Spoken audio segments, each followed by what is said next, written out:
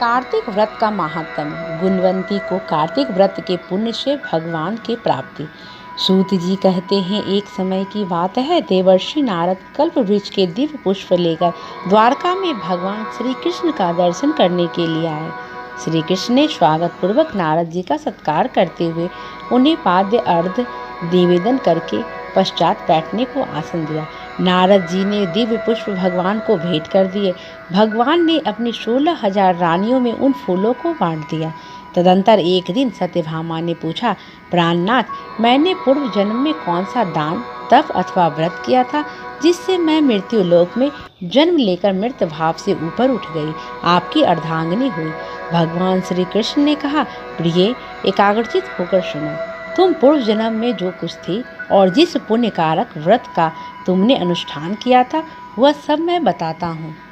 सतयुग के अंत में मायापुरी हरिद्वार के भीतर अत्रि कुल में उत्पन्न एक ब्राह्मण रहते थे, जो देव शर्मा नाम से प्रसिद्ध थे। वे वेद वेदांगों के पारंगत, विद्वान, अतिथि सेवी, अग्निहोत्र परायण और सूर्य व्रत के पालन में तत्पर रहने वाले थे। प्रतिदिन सूर्य की आराधना करने के कारण वे साक्षात दूसरों सूर्य की भांति तेजस्वी जान पड़ते थे। उनकी अवस्था अधिक हो चली थी। ब्राह्मण का कोई पुत्र नहीं था, केवल एक पुत्री थी जिसका नाम गुणवंती था। उन्होंने अपने चंद्र नामक शिष्य के साथ उसका विवाह कर दिया।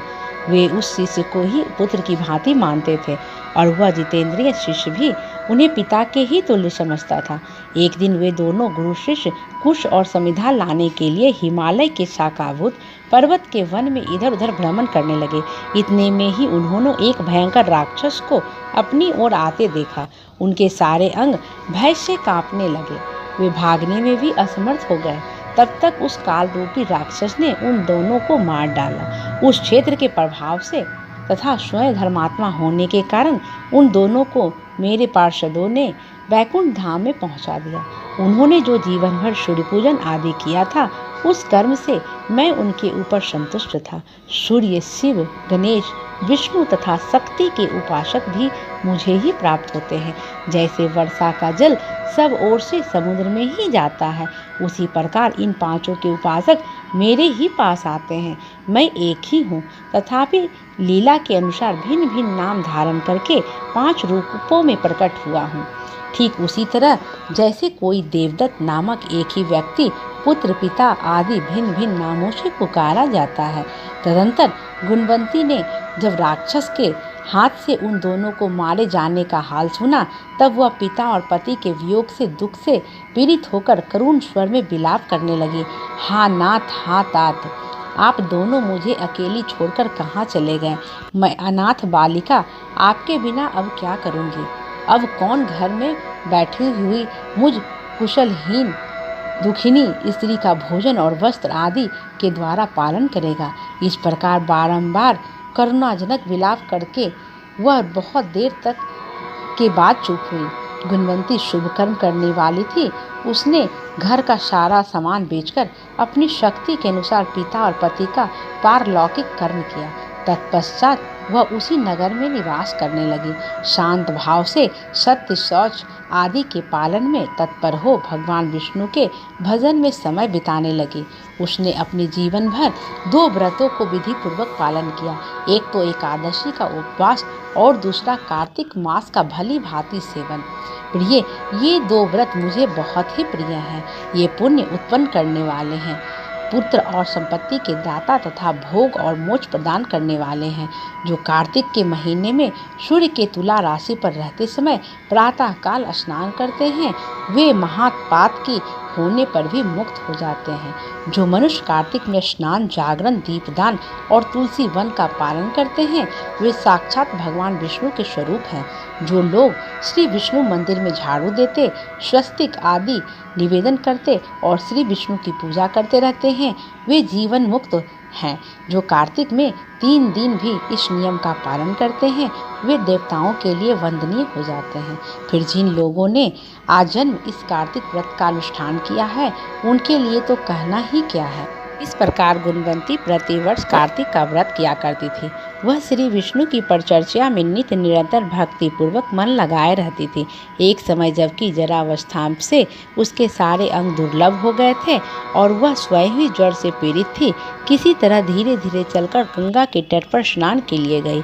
ज्यों ही उसने जल के भीतर पैर रखा तो ही वह शीत से पीड़ित हो कांपती हुई गिर पड़ी। उस घबराहट की दशा में ही उसने देखा आकाश से विमान उतर रहा है, जो शंख चक्र गदा और पद्म धारण करने वाले श्री विष्णु रूपधारी पार्षदों से सुशोभित है और उसमें गरुड़ चिन्ह से अंकित ध्वजा फहरा रही है। विमान के निकट आने पर वह दिव्य रूप धारण करके उस आस पर बैठ गई। उसके लिए चवर डुलाया जाने लगा। मेरे पार्षद उसे बैकुंठ ले चले। विमान पर बैठी हुई गुणवंती प्रज्वलित अग्निशिखा के समान तेजस्वी जान पड़ती थी। कार्तिक व्रत के पुण्य से उसे मेरे निकट स्थान मिला। तदंतर जब मैं ब्रह्मा आदि देवताओं की प्रार्थना से पृथ्वी पर आया तब मेरे पार्षद गण भी मेरे साथ आए। भामिनी समस्त यादव मेरे पार्षद ही हैं। ये मेरे समान गुणों से शोभा पाने वाले और प्रियतम हैं। जो तुम्हारे पिता देव शर्मा थे वे ही अब साजात्रित हुए हैं। शुभे चंद्र शर्मा ही अक्रूर है और तुम गुणवंती हो। कार्तिक व्रत के पुण्य से तुमने मेरी प्रसन्नता को बहुत बढ़ाया है। पूर्व जन्म में तुमने मेरे मंदिर में द्वार पर जो तुलसी की वाटिका लगा रखी थी, इसी से तुम्हारे आंगन में कल्प वृक्ष शोभा पा रहा है। पूर्व काल में तुमने जो कार्तिक में दीपदान दिया था, उसी के प्रभाव से तुम्हारे घर में यह स्थिर लक्ष्मी प्राप्त हुई है। तथा तुमने जो अपने व्रत आदि से सब कर्मों से प्रति स्वरूप श्री विष्णु की सेवा में निवेदन किया था, इसलिए तुम मेरी पत्नी हुई हो। मृत्युपरंत जो कार्तिक व्रत का अनुष्ठान किया है, उसके प्रभाव से तुम्हारा मुझसे भी वियोग नहीं होगा।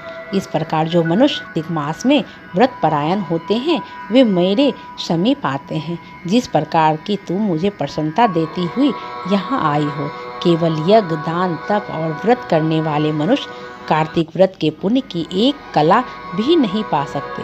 सूत जी कहते हैं, इस प्रकार जगत के स्वामी भगवान श्री कृष्ण के मुख से अपने पूर्व जन्म के पुण्यमय वैभव की बात सुनकर उस समय महारानी सत्यभामा को बड़ा हर्ष हुआ।